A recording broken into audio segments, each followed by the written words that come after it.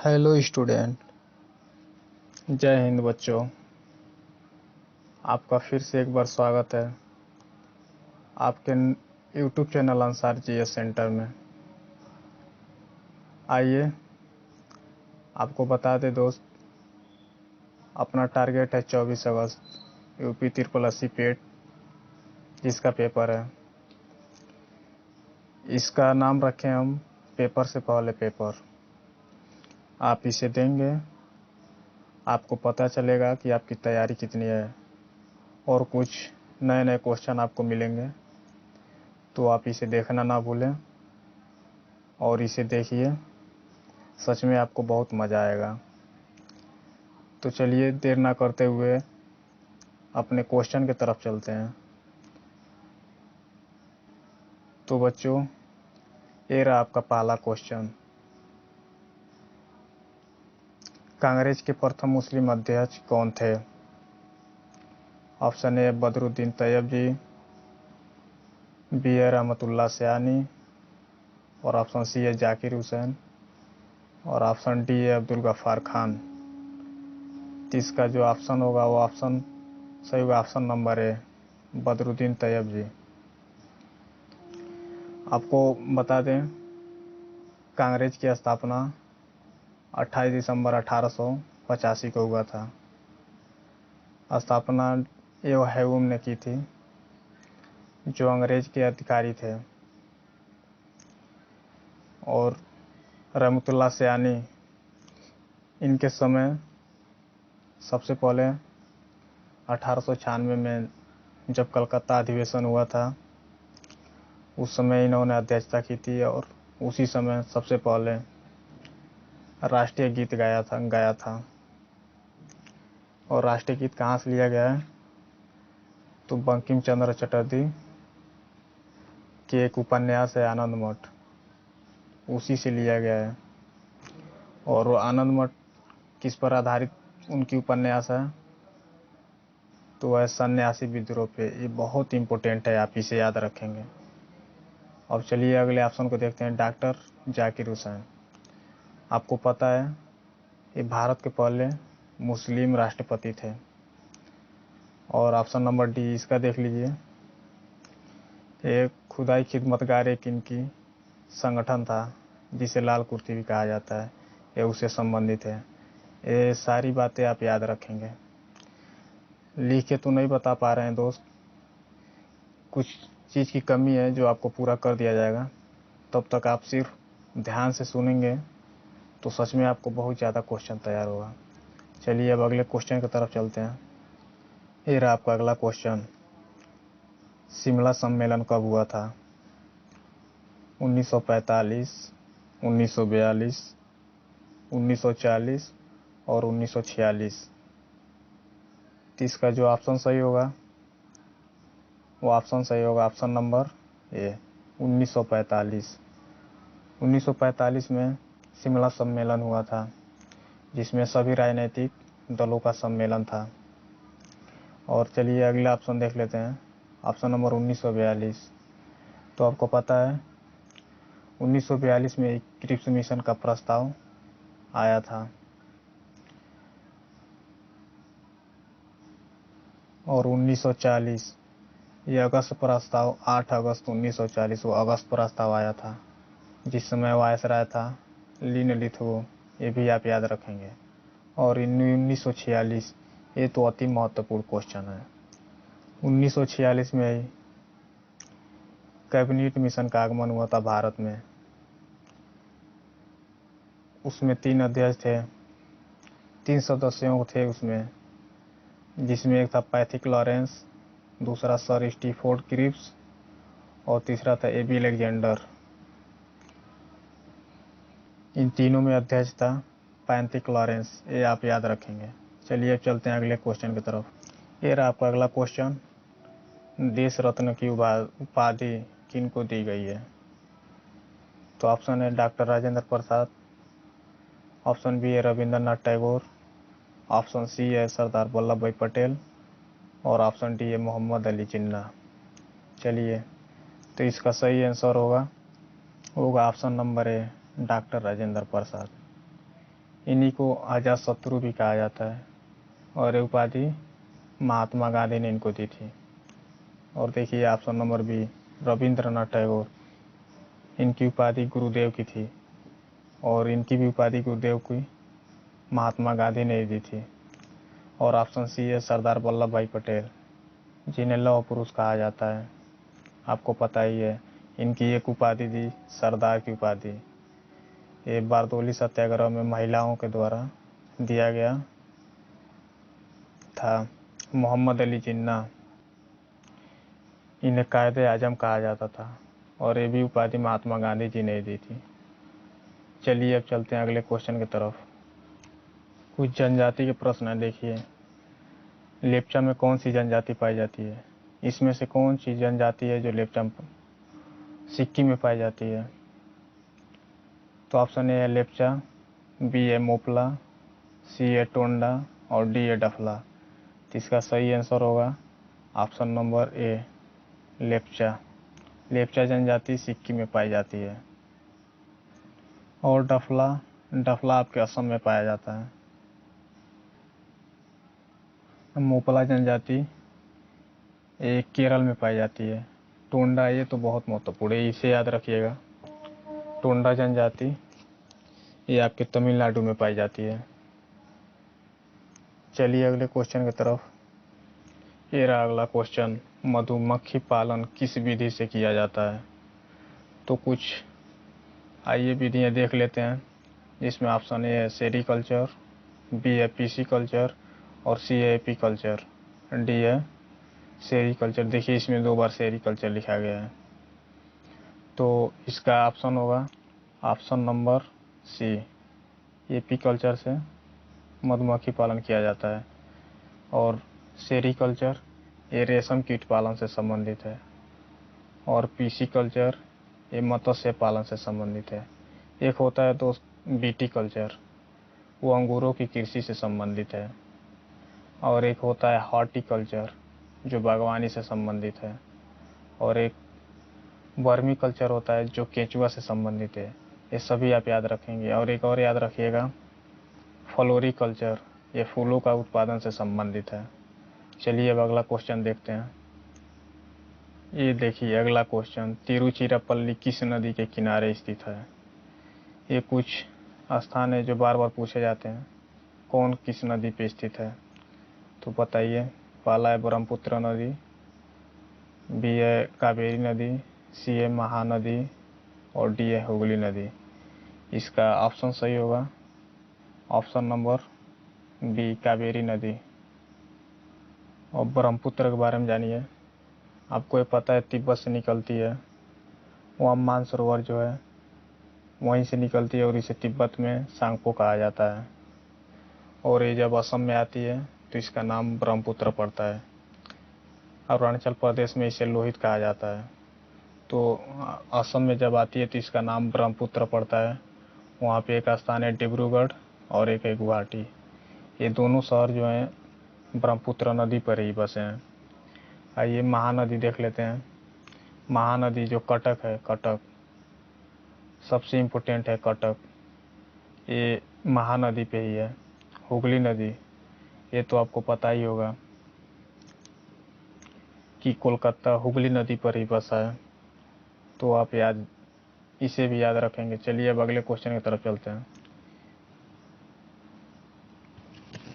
ये रहा बहुत ही खतरनाक क्वेश्चन। देखिए, नासिक एवं मुंबई के बीच का संपर्क मार्ग कौन सा है? भोरघाट, पालघाट, थालघाट और सेनकोटा। तो इसका जो ऑप्शन सही होगा, बताइए कौन सा सही है? तो ऑप्शन सही होगा वह है थालघाट, जो नासिक एवं मुंबई के बीच जोड़ता है।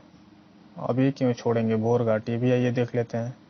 ये भोरघाट मुंबई एवं पुणे के बीच संपर्क मार्ग बनाता है। और पालघाट जो है कोयम्बटूर और कोचीन को जोड़ता है। सेनकोट ये तिरुवनंतपुरम एवं मदुरई के बीच का संपर्क मार्ग है। तो ये आप सभी याद रखेंगे, बहुत इंपॉर्टेंट है। एक क्वेश्चन तो इसमें से छपेगा बच्चों। चलिए अब अगले क्वेश्चन पे चलते हैं। ये रहा अगला क्वेश्चन, झींगा मछली का उत्पादन किस क्रांति से है? तो कुछ क्रांतियां हैं, आइए देखते हैं। पहला है श्वेत क्रांति, दूसरा है गुलाब क्रांति, तीसरा है नीली क्रांति और डी है हरित क्रांति। तो झींगा मछली का उत्पादन ये जो है गुलाबी क्रांति से संबंधित है, तो इसका ऑप्शन सही हो जाएगा ऑप्शन नंबर बी। अब आइए श्वेत क्रांति से भी देख लेते हैं। श्वेत क्रांति जो दूध उत्पादन से संबंधित है, और नीली क्रांति ये मत्स्य उत्पादन से संबंधित है, और एक बच गया हरित क्रांति, एक कृषि उत्पादन से संबंधित है। तो ये आप याद रखिएगा। चलिए अब चलते हैं अगले क्वेश्चन की तरफ। ये रहा आपका अगला क्वेश्चन, चूखा जल विद्युत परियोजना किस नदी पर स्थित है? ऑप्शन ए वांगचू नदी, बी नर्मदा नदी, सी भागीरथी नदी, डी कावेरी नदी। तो इसका ऑप्शन सही होगा वांगची नदी, ऑप्शन नंबर ए। अब आइए नर्मदा नदी पे देख लेते हैं कौन सा बांध बना है। तो एक है सरदार सरोवर परियोजना, ये नर्मदा नदी पे ही चलाई जा रही है। और एक और है नर्मदा सागर परियोजना जो मध्य प्रदेश में चलती है, ये भी नर्मदा नदी पर ही है, तो आप इसे याद रखिएगा। और फिर है भागीरथी, तो भागीरथी आपको पता है टिहरी बांध परियोजना सबसे जो ऊंची बांध है इसी पे है भागीरथी, जब ऊंची सबसे लंबी बांध है। नहीं बच्चों सही है, सबसे ऊंची बात है। फिर देखिए कावेरी नदी, इस पे शिव समुद्रम जलप्रपात है परियोजना एक चलाई जाती है जो कर्नाटक में चलती है, इसे आप याद रखिएगा। चलिए अब अगले क्वेश्चन की तरफ चलते हैं। ये रहा आपका अगला क्वेश्चन, माओरी जनजाति किस देश में पाए जाते हैं? तो ऑप्शन ए है कालाहारी मरुस्थल, बी है न्यूजीलैंड, सी है उत्तरी अमेरिका और डी है कांगो बेसिन। तो इसका जो ऑप्शन सही होगा वो है न्यूजीलैंड, ऑप्शन नंबर बी। अब इसे थोड़ी छोड़ेंगे, आइए कालाहारी मरुस्थल इसमें भी पाई जाती है, और वह बुशमैन जो जनजाति है वो कालाहारी मरुस्थल में पाई जाती है। उत्तरी अमेरिका में आपको पता है रेड इंडियन पाई जाती है, और जो कांगो बेसिन है ये आपको पता है यहाँ पे पिग्मी जनजाति पाई जाती है। चलिए अब चलते हैं अगले क्वेश्चन की तरफ। ये देखिए, ये रहा आपका क्वेश्चन, रूस एवं फिनलैंड के बीच कौन सी सीमा साझा करती है? देखिए ये है मैकमोहन रेखा, बी है हिंडनबर्ग रेखा और सी है मेनरहीम रेखा, डी है डुरंट रेखा। तो इसमें सही होगा ऑप्शन नंबर सी मेनरहीम रेखा। ये आप नया क्वेश्चन देख रहे होंगे, रूस एवं फिनलैंड के बीच सीमा साझा करती है। और मैकमोहन ये तो आपको पता ही होगा कि भारत और चीन के बीच लगती है। हिंडनबर्ग रेखा ये जर्मनी और पोलैंड के बीच लगती है। डुरंट रेखा जो पाकिस्तान और अफगानिस्तान के बीच लगती है। चलिए अब अगले क्वेश्चन पे चलते हैं। ये रहा वियना किस नदी के किनारे स्थित है?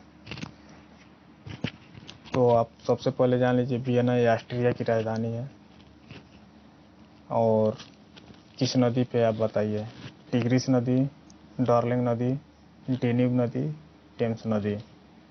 इसका सही ऑप्शन होगा ऑप्शन नंबर सी डेन्यूब नदी। और टिग्रिस पे कौन सा है? तो इराक की राजधानी है बगदाद, वो टिग्रिस नदी पे बसा है। डार्लिंग नदी ये भी इम्पोर्टेंट है, आप याद रखेंगे, जो ऑस्ट्रेलिया में सिडनी पड़ता है वो डार्लिंग नदी पे है। टेम्स नदी जो इंग्लैंड में लंदन है वो टेम्स नदी पे स्थित है, आप ये सभी याद रखिएगा। चलिए अब अगले क्वेश्चन पे चलते हैं। ये रहा अगला क्वेश्चन, कालाहारी मरुस्थल किस देश में पाया जाता है? तुर्कमेनिस्तान, उत्तरी चिली, बोत्सवाना, चीन। बताइए वो दोस्तों। 30 का ऑप्शन नंबर सही होगा बोत्सवाना, ऑप्शन नंबर सी। और तुर्कमेनिस्तान में कौन सा पाया जाता है? तो आपसे बता दें, काराकुम जो मरुस्थल है वो तुर्कमेनिस्तान में पाया जाता है। और पूछ ले उत्तरी चिली में, तो आटाकामा मरुस्थल जो उत्तरी चिली में पाया जाता है। चीन में तकलामकान जो मरुस्थल है वो चीन में पाया जाता है। अब पूछ ले दोस्तों गोबी का मरुस्थल, तो मंगोलिया और चीन के दोनों के बीच में पड़ता है गोबी का मरुस्थल। चलिए अब अगले क्वेश्चन की तरफ चलते हैं। ये देखिए, रेडियो तरंगे किस वायुमंडल से पृथ्वी पर वापस लौटती है? ऑप्शन नंबर ए आयन मंडल, बी क्षोभ मंडल, सी समताप मंडल और डी मध्य मंडल। तो इसमें जो सही होगा वो ऑप्शन नंबर आपका ये आयन मंडल। इसी से जाती है और किरण टकराकर और पृथ्वी पे वापस आती है। क्षोभ मंडल में बता दें, इसमें जितनी भी मौसमी घटनाएं होती हैं सब क्षोभ मंडल में होता है। समताप मंडल जहाज प्लेन जो है इसी में उड़ती है और इससे जो पराबैंगनी किरण निकलती है जो ओजोन परत द्वारा उसे छाना जाता है ताकि इफेक्ट न करे। और ओजोन परत उसकी मोटाई किससे नापी जाती है, ये सबसे मोस्ट इम्पोर्टेंट है। तो डाप्सन इकाई से ओजोन परत की मोटाई जो है वो मापी जाती है। चलिए अब अगले क्वेश्चन की तरफ चलते हैं। ये रहा, पंपास घास के मैदान किस देश में पाया जाता है? कुछ घास से महत्वपूर्ण क्वेश्चन है, देख लीजिए। तो पंपास कहाँ पाया जाता है? अर्जेंटीना में, दक्षिण अफ्रीका में, ऑस्ट्रेलिया में, न्यूजीलैंड में। तो चलिए जान लेते हैं पंपास घास के मैदान। ये आपका ऑप्शन होगा ऑप्शन नंबर ए सही है, अर्जेंटीना। यहाँ पे पंपास घास पाए जाते हैं। पूछ ले दक्षिण अफ्रीका, तो यहाँ पर वेल्स जो है वेल्ड घास जो है यहाँ पे पाए जाते हैं। और पूछ ले ऑस्ट्रेलिया में कौन सी है, तो ऑस्ट्रेलिया में डाउन्स के घास पाए जाते हैं। डाउन्स पाया जाता है ऑस्ट्रेलिया में। और न्यूजीलैंड में पूछे तो कैंटरबरी, ये जो है कैंटरबरी, आप याद रखिएगा कैंटरबरी। और एक और याद रखिएगा, उत्तरी अमेरिका में जो प्रेरी घास के मैदान है उत्तरी अमेरिका में पाई जाती है। चलिए अब अगले क्वेश्चन की तरफ चलते हैं। ये रहा अगला क्वेश्चन, कितने डिग्री सेंटीग्रेड ताप पर जल का घनत्व अधिकतम होता है? Option A 4 degree Celsius, -4 degree Celsius पर, 100 डिग्री सेल्सियस पर, और चौथा है प्रत्येक तापमान पर एक समान। तो इसका जो आंसर होगा वो होगा 4 डिग्री सेल्सियस। आप याद रखिएगा, बार बार पेपर में पूछता है। चलिए क्वेश्चन देखिए, जीन कहाँ उपस्थित होते हैं? राइबोसोम में, गुणसूत्रों में, हरित लौकों में, माइटोकॉन्ड्रिया में। तो इसका जो ऑप्शन है वो ऑप्शन सही होगा, गुणसूत्रों में जीन पाए जाते हैं। जैसे माता पिता होते हैं उनकी जो कुछ क्वालिटी है वो बच्चों में जाता है, ये सब गुणसूत्र की वजह से ही होता है, जीन इसी में उपस्थित होता है। चलिए अब अगले क्वेश्चन की तरफ चलते हैं। ये रहा क्वेश्चन, किसी जीव का वैज्ञानिक नाम किन आधारों से मिलकर बना होता है? केवल वंश से, और बी है केवल जाति से, सी है वंश एवं जाति से, और डी है न तो वंश ना ही जाति से।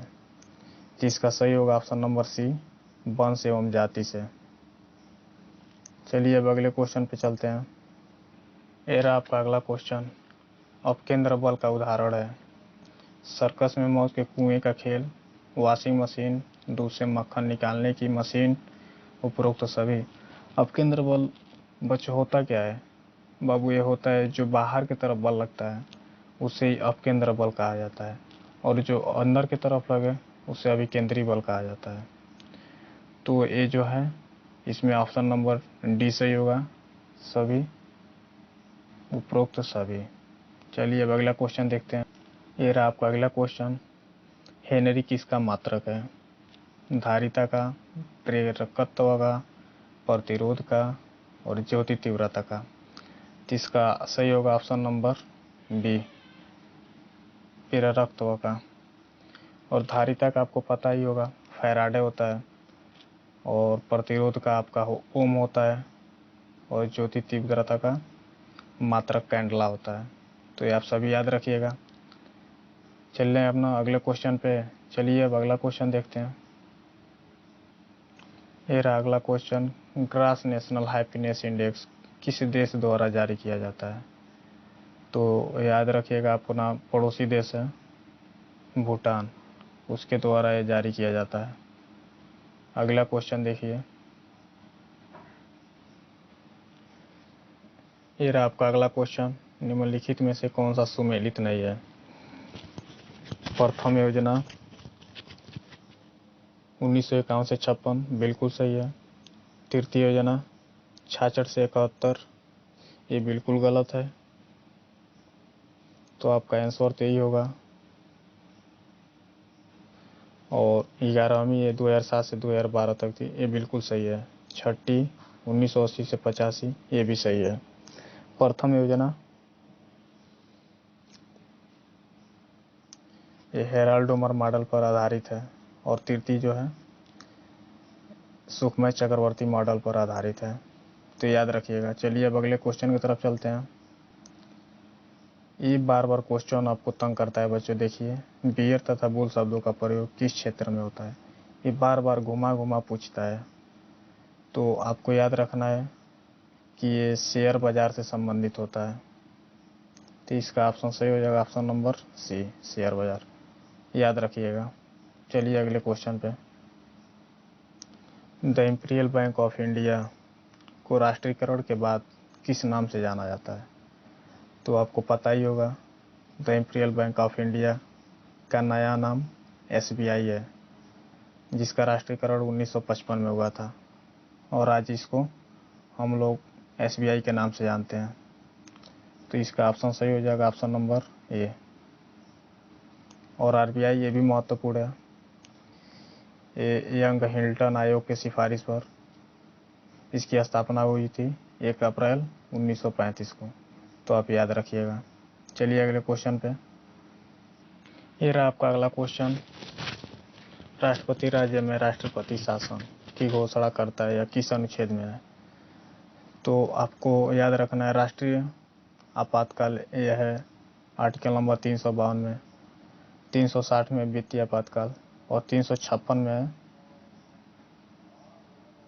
जो है राष्ट्रपति राज्य में शासन की घोषणा करता है। और 368 में आपको पता है संविधान संशोधन की प्रक्रिया दी गई है, जो दक्षिण अफ्रीका से लिया गया है। चलिए अगले क्वेश्चन पे। ये रहा वेरी मोस्ट इम्पोर्टेंट पेट के हिसाब से क्वेश्चन। भारत सरकार के सर्वोच्च विधि अधिकारी कौन होता है? पहला है राष्ट्रपति, दूसरा उपराष्ट्रपति, तीसरा सर्वोच्च न्यायालय का मुख्य न्यायाधीश और डी है महान्यायवादी।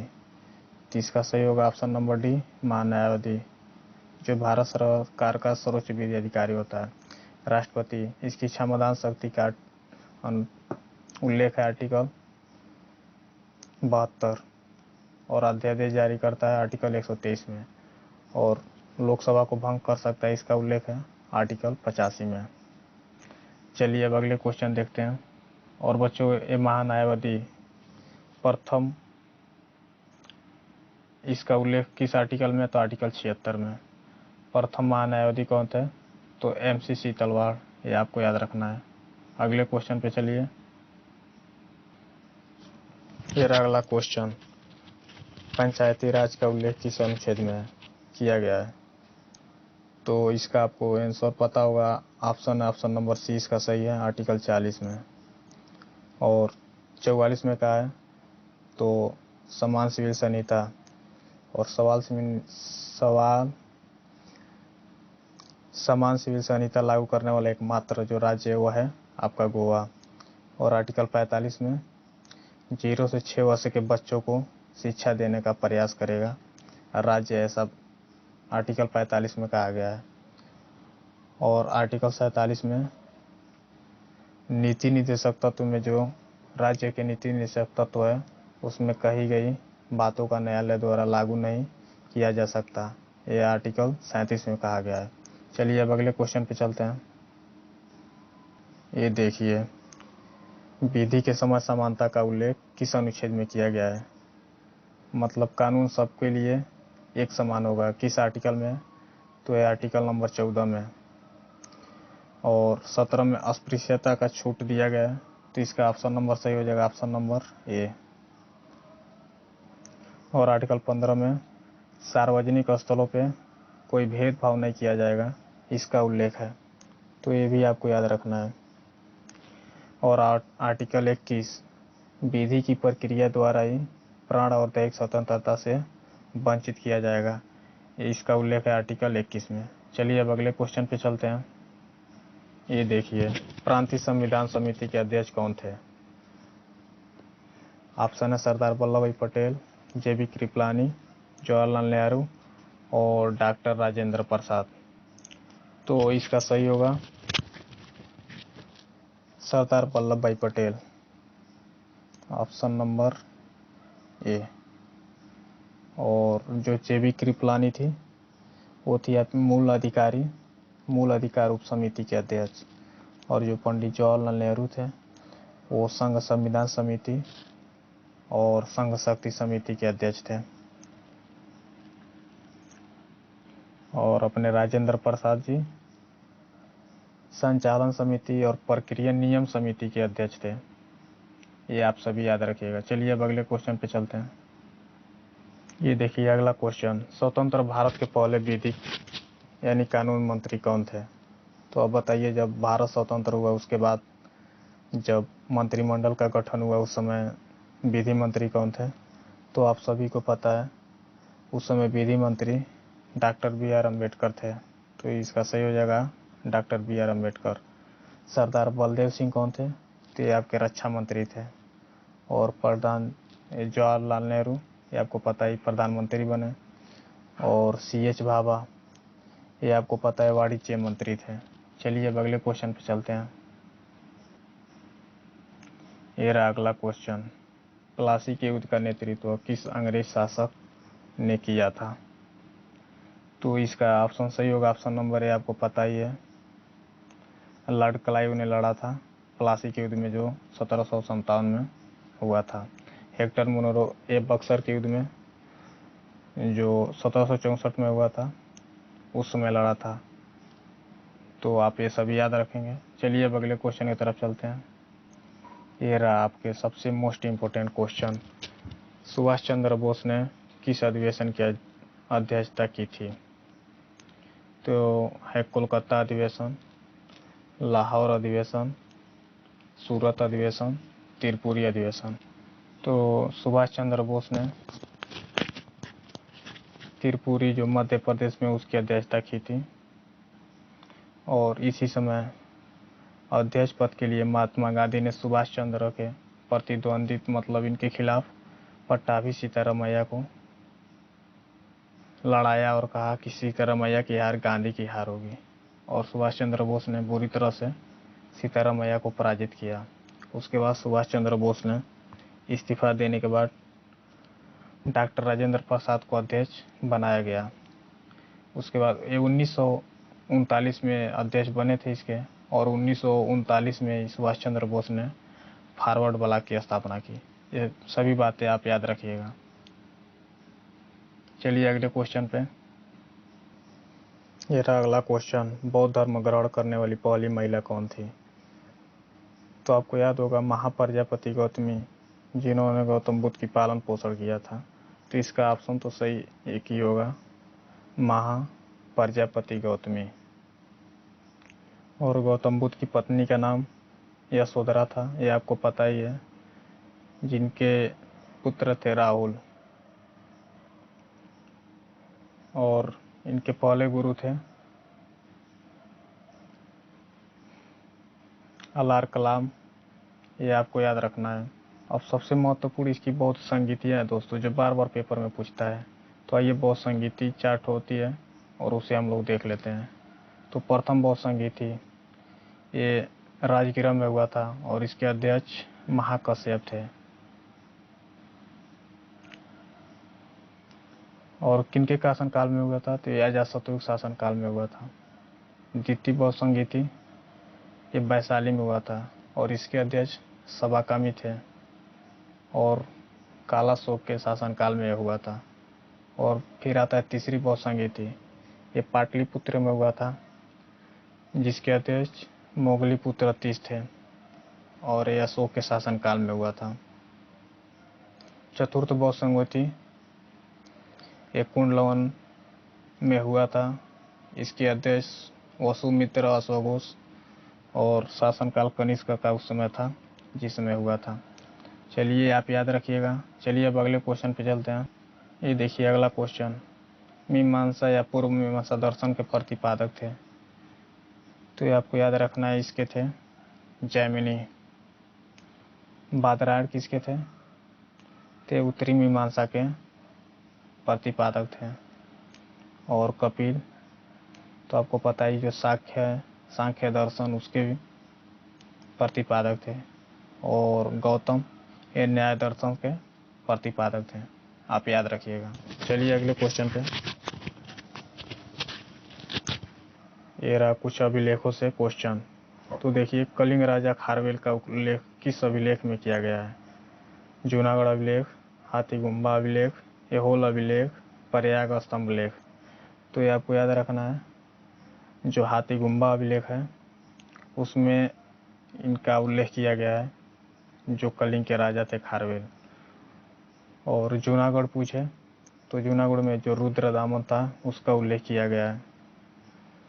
और तीसरा है ऐहोल अभिलेख, इसमें पुलकेशिन तिथि के बारे में बताया गया है। चौथा है प्रयाग स्तंभ लेख, समुद्र के बारे में वर्णन है। चलिए अगले क्वेश्चन पे।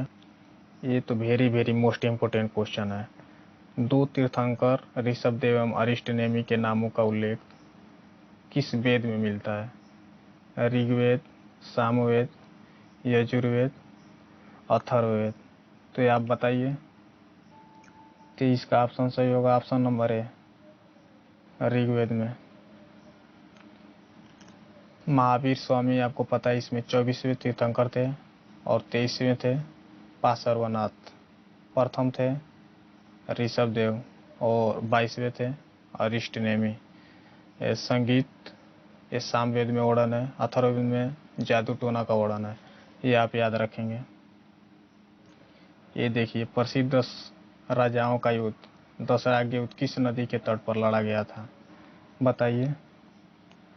जो आपको पता ही है, सुदास जो थे और दशराग्य युद्ध इन दोनों के बीच में हुआ था। और इसका सही होगा ऑप्शन नंबर डी, परुथड़ी। ये पुराना नाम है, इसी का नाम है वर्तमान में रावी नदी जिसे कहा जाता है। चलिए अगला क्वेश्चन देखते हैं। सिंधु सभ्यता का कौन सा स्थान भारत में स्थित है? बताइए। हड़प्पा, मोहनजोदड़ो, लोथल, चनौदड़ो। तो आप सबको पता है कि हड़प्पा, मोहनजोदड़ो और चनौदड़ो ये सब पाकिस्तान में है। लोथल जो है वो भारत में स्थित है। तो इसका ऑप्शन हो जाएगा ऑप्शन नंबर सी, जिसे सबसे पुराना बंदरगाह भी माना जाता है। तो इसे आप याद रखिएगा। अब चलिए अगले क्वेश्चन पे चलते हैं। ये रहा आपका अगला क्वेश्चन। हड़प्पा सभ्यता किस युग की सभ्यता थी? तो कांस्य युगीन सभ्यता थी, नवपाषाण थी, या पूरा पाषाण, या लौह युग। तो इसमें सही होगा आपका कांस्य युगीन सभ्यता, इसका ऑप्शन नंबर ए। अब आपको बता दें, बच्चे इसमें बहुत कंफ्यूज रहते हैं। हड़प्पा सभ्यता, सिंधु सभ्यता हुआ, कांस्य युगीन सभ्यता हुआ, सरस्वती सभ्यता, ये सब एक ही है। हड़प्पा सभ्यता के ये अलग अलग नाम है, तो आप इसे याद रखेंगे। और इसकी खोज 1921 में दयाराम साहनी ने की थी। और ये कहाँ है वर्तमान में? तो पाकिस्तान के मानटोगरी जिला जो है वहाँ पे स्थित है। और नदी कौन सी है? तो रावी नदी, आपको याद रखना है। और मोहनजोदड़ो की नदी कभी कभी पूछ लेता है, तो सिंधु नदी पे है और पाकिस्तान के सिंध प्रांत लारकाना जिले में मोहनजोदड़ो स्थित है, जिसकी खोज राखल दास बनर्जी ने 1922 में की थी। तो बच्चों, कैसा लगा आपका ये सेशन? बिल्कुल ये पेपर पे आधारित था और ऐसा ही पेपर में आएगा क्वेश्चन, आप देखिएगा। तो आप हमें बताइएगा कि आपको कैसा लगा, कमेंट बॉक्स में ज़रूर बताएं। और अगर अच्छा लगे तो एक लाइक और एक सब्सक्राइब ज़रूर करें। फिर मिलेंगे कल, और जाते जाते आपके ऊर्जा को कुछ और ज़्यादा ही पढ़ने पे जोर देने के लिए हम आपको एक शायरी सुनाते हैं, जो है, ना दर्द ना तकलीफ तो का खाक मजा है जीने में, बड़े बड़े तूफान थम जाते हैं जब आग लगी हो सीने पे। तो बच्चों, हर समय आप मोटिवेट होकर पढ़िए, और पेपर ज़्यादा दिन नहीं बचा है, जितना हो सके उतना ज़्यादा पढ़िए, और जल्द जल्द पेपर जाके फोड़ कर आइए। फिर अगले दिन हम फिर मिलते हैं। फिर चलिए, जय हिंद बच्चों।